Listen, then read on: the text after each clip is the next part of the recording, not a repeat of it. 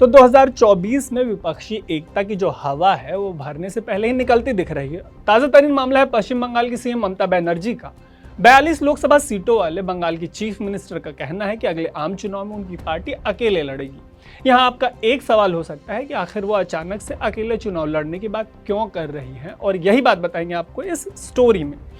बताएंगे तो वो भी कि कैसे थोड़े दिन पहले बिहार के चीफ मिनिस्टर नीतीश कुमार कह रहे थे कि अगर कांग्रेस के साथ उनकी पार्टी का गठबंधन हो जाए तो इसी विपक्षी एकता के सहारे वो बीजेपी को 100 सीटों से नीचे रोक देंगे अगले आम चुनाव में। लेकिन लगता है कि नीतीश का ये सपना उनका अपना नहीं हो पाएगा। तो शुरू करने से पहले रिमाइंडर ये है कि ऐसी ही स्टोरीज के लिए सबसे पहले आप अनकट को फेसबुक, यूट्यूब और इंस्टा पर फॉलो और सब्सक्राइब जरूर कर लीजिएगा। तो बिहार के former chief minister Lalu Yadav ने एक बार संसद में कहा था कि देश का हर नेता पीएम बनना चाहता है। यही बात ममता बनर्जी से लेकर अरविंद केजरीवाल और राहुल गांधी से लेकर मायावती तक पर लागू होती है। लेकिन पीएम पद पाने के लिए एक दरकार होती है मास अपील। मतलब अभी की भारतीय राजनीति में आप सिर्फ एक राज्य के नेता होकर पूरे देश में शासन नहीं चलाने की सोच सकते। ऐसे में आपको एक राज्य से निकलकर दूसरे राज्यों में जाना पड़ता है और चुनाव जीतकर यह साबित करना पड़ता है कि आपकी एक जैसे नेशनल अपील है, राष्ट्रीय अपील है। ममता बनर्जी की पार्टी यही करने निकली थी और ऐसा करने के लिए हाल ही में हुए त्रिपुरा, मेघालय और नागालैंड में से जो 3 राज्यों में चुनाव हुए, उनकी पार्टी पहले 2 राज्यों में चुनाव लड़ी। इस चुनाव में जो नतीजे है उसके बाद ममता कह रही हैं कि अब वो जो 2024 का आम चुनाव है वो अकेले लड़ेंगी।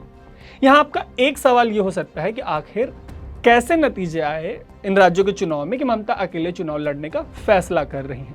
तो हुआ ये कि 60 सीटों वाले जिस त्रिपुरा में बीजेपी ने 32 सीटें जीतकर सरकार बनाने जा रही है, अब वो वहां ममता की पार्टी खाता भी नहीं खोल पाई। यहाँ उनके तृणमूल कांग्रेस को 0.88% वोट्स मिले। इसी चुनाव में इस राज्य में नोटा को 1.36% वोट्स मिले। मतलब ममता बनर्जी की पार्टी को त्रिपुरा में नोटा से भी कम वोट्स मिले। वहीं जिस मेघालय में अपना बेस बनाने के लिए तृणमूल कांग्रेस ने कांग्रेस के सभी 12 विधायकों को तोड़ लिया था, उस राज्य में पार्टी महज 5 सीटें जीत पाई।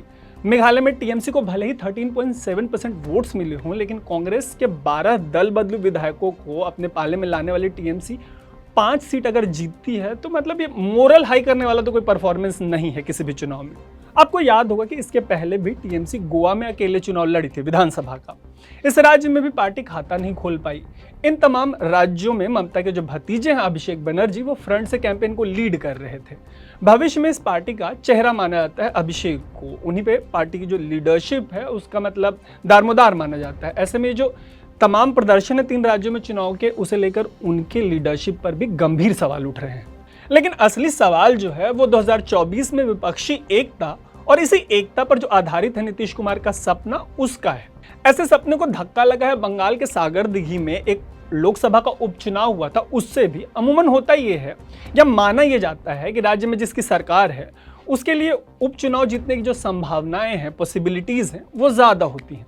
आपको ये तो पता है कि बंगाल में ममता बनर्जी की सरकार है, लेकिन उसी बंगाल के सागरदिघी उपचुनाव में उनकी पार्टी कांग्रेस से ये चुनाव हार गई। उस कांग्रेस से ये चुनाव हार गई जो बंगाल से लगभग गायब है। वही कांग्रेस जिसकी नेशनल लीडरशिप में यूपीए 2 में ममता बनर्जी की टीएमसी एक सहयोगी पार्टी थी, लेकिन अब उसी कांग्रेस की नेशनल लीडरशिप इस पार्टी को स्वीकार नहीं है। ऐसे में एक सवाल तो ये भी है कि एक तरफ कांग्रेस उनको उपचुनाव में किसी भी बाई इलेक्शन में अपसेट करने की ताकत रखती है, वो भी उनके गढ़ बंगाल में। ऊपर से 2019 के आम चुनाव में अगर नजर डाले इस चुनाव पर, तो बीजेपी ने टीएमसी को बंगाल में नाको चने चबवा दिए थे। ऐसे में कम से कम यहां से तो यही दिखाई देता है कि 2024 के आम चुनाव में ममता बनर्जी की टीएमसी के लिए जो पनघट की डगर है वो बहुत कठिन है। अब बात करते हैं नीतीश कुमार के राजनीतिक सपने की। आपको इसी पर की हुई मेरी पिछली स्टोरी याद होगी अगर आपने देखी है तो। अगर आपने वो स्टोरी नहीं देखी तो मैं आपको स्टोरी का लिंक जो है इस स्टोरी के यूट्यूब पोस्ट के डिस्क्रिप्शन में दे दूंगा। दरअसल थोड़े दिनों पहले बिहार में एक कार्यक्रम हुआ था। इस कार्यक्रम के दौरान कई पार्टियों के नेता शामिल हुए थे। इसी कार्यक्रम के दौरान बिहार के सीएम नीतीश कुमार ने कांग्रेस के नेता और पूर्व केंद्रीय मंत्री सलमान खुर्शीद से कहा था कि अगर कांग्रेस समय रहते गठबंधन के लिए तैयार हो जाती है तो विपक्षी एकता का ऐसा आलम होगा कि बीजेपी को 100 सीटों के नीचे रोकना संभव हो पाएगा। हालांकि अब तो बीजेपी प्रत्यक्ष या परोक्ष रूप से हाल ही में जो 3 राज्यों में नॉर्थ ईस्ट में चुनाव हुए हैं वहां पे सरकार चला रही होगी। इनमें से एक राज्य है मेघालय, जहां पे एक समय कांग्रेस जो है ये उसका स्ट्रॉन्ग होल्ड हुआ करता था, लेकिन पार्टी यहां से साफ हो गई। ऐसे में एक तरफ राहुल गांधी भारत जोड़ो जैसा कैंपेन चलाते हैं, नो डाउट ये एक अच्छा कैंपेन था, लेकिन देश की दूसरी सबसे बड़ी पार्टी कांग्रेस के संभवतः सबसे बड़े चेहरे राहुल गांधी को सच में अपनी पार्टी को जोड़ने से जुड़ा भी कोई कैंपेन चलाने के बारे में सोचना होगा, क्योंकि मेघालय कोई पहला राज्य नहीं है जो एक समय कांग्रेस का गढ़ था, लेकिन पार्टी अब वहां से साफ हो गई। खैर, कांग्रेस में रणनीतिकारों की भरमार है और पूरी उम्मीद है कि वो इस पर मंथन कर रहे होंगे, लेकिन विपक्ष के लिए मंथन का जो सबसे बड़ा विषय है उसका नाम है विपक्षी एकता, और 2024 के चुनाव से मोटा मोटी एक साल पहले तक इसका कोई सिर पैर अभी तक तो नहीं दिखाई दे रहा। ऐसे में बीजेपी को 100 से नीचे रोकना तो दूर, उनकी जीत पिछली लोकसभा चुनाव की जीत से कितनी बड़ी होगी, विपक्ष को इस पर सोचना पड़ेगा कि वो इसको कैसे चेक करेगा, अगर वो इसको चेक करना चाहते हैं तो।